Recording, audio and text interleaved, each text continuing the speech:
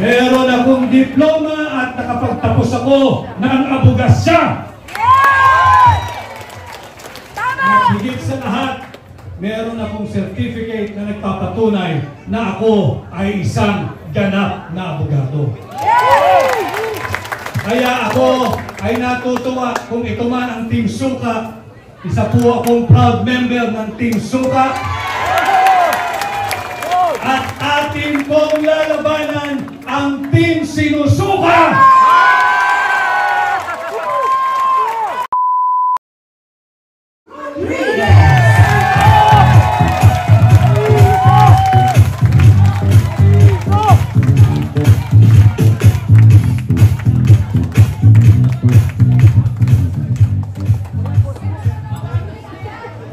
Maraming salamat at magandang hapon po sa ating lahat.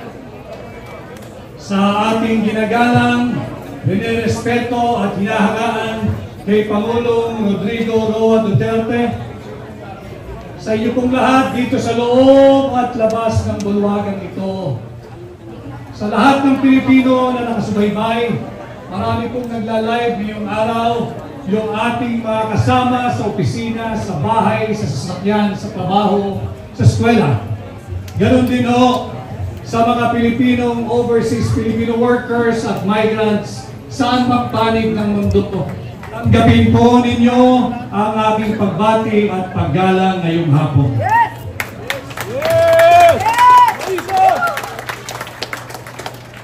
Ako po ay nagpapasalamat at ako ay gabilang sa inyong programa ngayong hapon. Salamat kay Pangulong Duterte at ako ay isinama dito sa tinatawag nating Duterte Senatorial Candidates.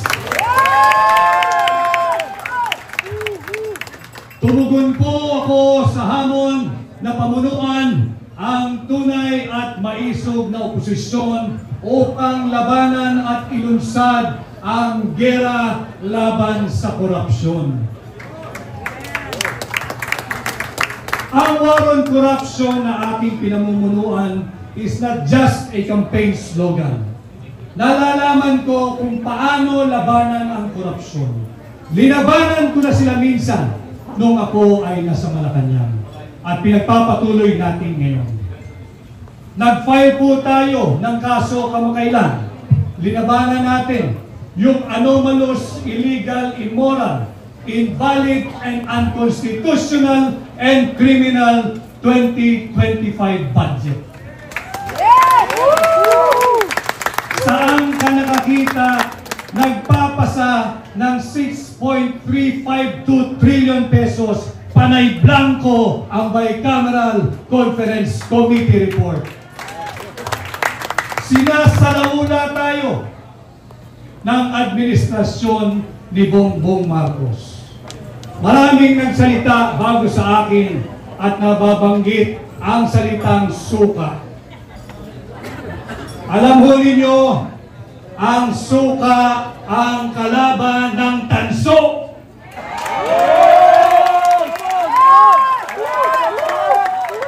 Ang suka ang kalaban ng pekeng ginto.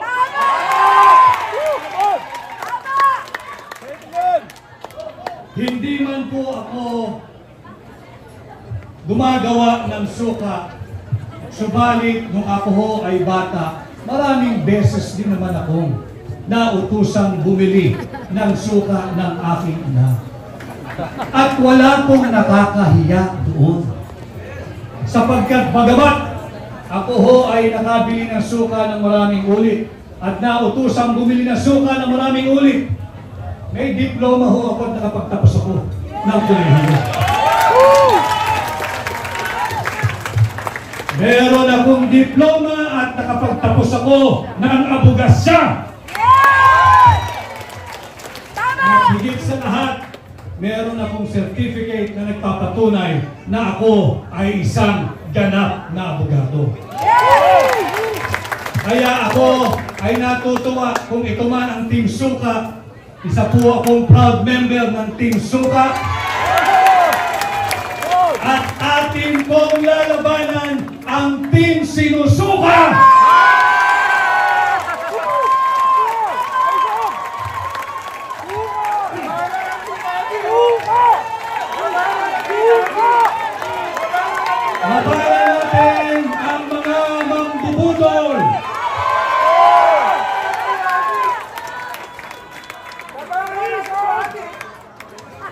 sabi ni Konsehal Rani Ludovica, labanan ang team. Tutungo tayo mamaya dyan. Alam mo ninyo, tinanggap ko ang hamon na pamunuan, ang tunay at maisog na oposisyon. Ang tunay at maisog na senador ninyo sa Senado. At bilang senador ninyo, ating pong lalabanan ang korupsyon at sisimulan po natin yan sa pagbabantay taon-taon sa ating national budget. Hindi tayo papayag na pupunuin ng korupsyon ng pork barrel ng akap ng ayis. Babantayan natin taon-taon ang ating national budget nang sa ganon, hindi na magkaroon ito ng 28 blanco at nauwi sa tinatawag nating GAA. Subalit bilang senador ninyo, kailangan ko po ng katulong. Kinakailangan kong makasama sa tulong ninyo ang isang veteranong mambabatas, matapang, magaling. Dalhin po natin sa Senado si Senador Atty. Dante Marcoleta. At hindi lamang po isa, kinakailangan pa natin magsasama ng isang veteranong abogado. Matagal na hong naglingkod ito sa mababang kapulungan. At minsan din naging Chief of Staff sa Senado. Ang matagal ko ng kaibigan, dalhin din natin sa Senado, kasama kong magbabantay ng tao ng budget, si Senador Atty. Raul Lambino.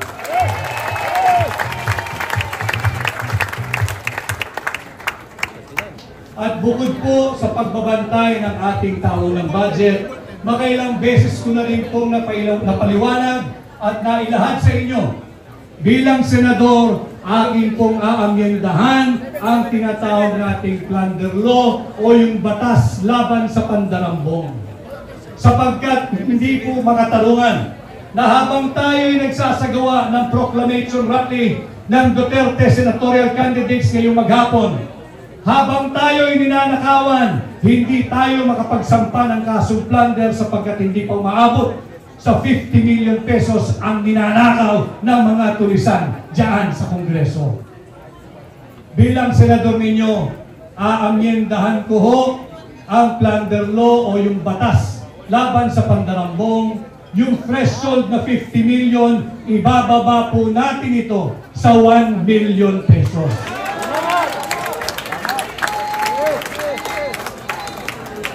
Subalit, kagaya rin po ng ipinakita kanina, bilang principal author, kinakailangan ko rin ang mga kasama sa Senado. Kinakailangan natin kasama na hahabulin ang mga magnanakaw sa Malacanang. Kinakailangan natin ibalik ang aking makakasama, ibalik natin sa Senado, Senador Bongo!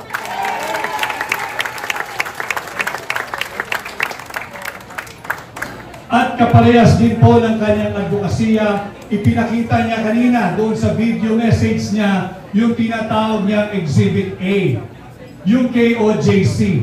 Nakikita natin kung anong inam pag walang korupsyon, kung lahat ng pera ay ginagamit at napapatupad ng tama. Sa Senado, kinakailangan ko rin ng kasama upang amendahan ang plunder law at kinakailangan nating dalhin sa Senado si Senador Pastor Apollo Kibuloy.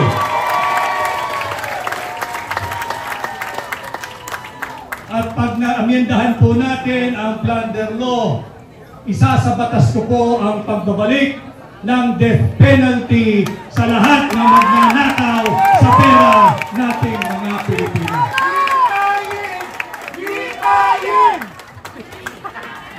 At hindi ko ho nabubuo dyan ang Duterte senatorial candidates. Pag nagawa na po natin yan, meron na tayong pagbabantay sa budget, meron na tayong pagbabantay at pag-amenda sa plunder law, ang pagbabalik ng death penalty, lalabanan din natin ang muling paglaganap ng illegal na droga.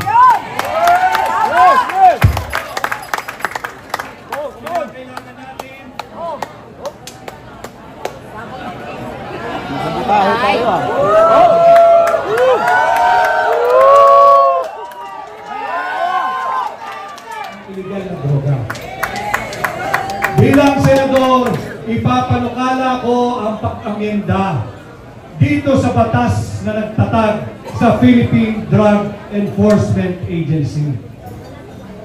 Higit nating palalakasin ang PIDEA. Bibigyan natin itong kapangyarihan magsagawa ng taunang mandatory drug testing sa lahat ng tao sa gobyerno. Mandatory drug testing parehas sa elected at appointed official ng ating pamahalaan. Walang exemption. Sisimulan natin ito sa Malacanang. At para magawa natin yan, kinakailangan ko ang isang matapang na namuno na dati ng laban kontra sa illegal na droga. Ibalik natin sa Senado si Senador Bato de la Rosa.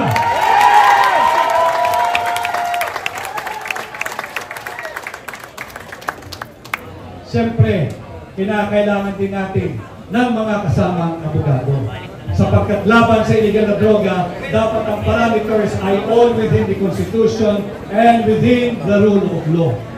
Dalhin po rin natin sa Senado ang aking kaibigan, ang aking amigo, si Attorney Senator J.B. Pinlo.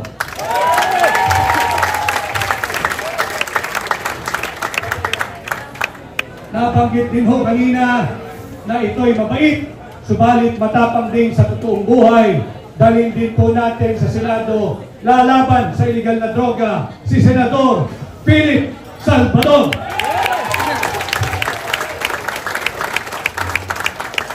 And last but not the least, tulungan din po natin ang bagong abogado, ang bagong kasal, ang bagong senador, Senator Attorney Jimmy Bondoc. Ito po ang bumubuo ng Duterte Senatorial Candidate. Tulungan niyo po lahat kami ng kampanya, tulungan niyo po tayo lahat na madapunta sa Senado. Ang issue po natin ngayon ay ang maanumalyang 2025 budget. Subalit pilit nilang nililihis kung kaya't pinersa nilang ipasok itong unconstitutional na impeachment complaint laban kay Vice President Inday Sara Duterte. Sinasabi kong unconstitutional sapagkat pinangalanan nila itong verified impeachment complaint.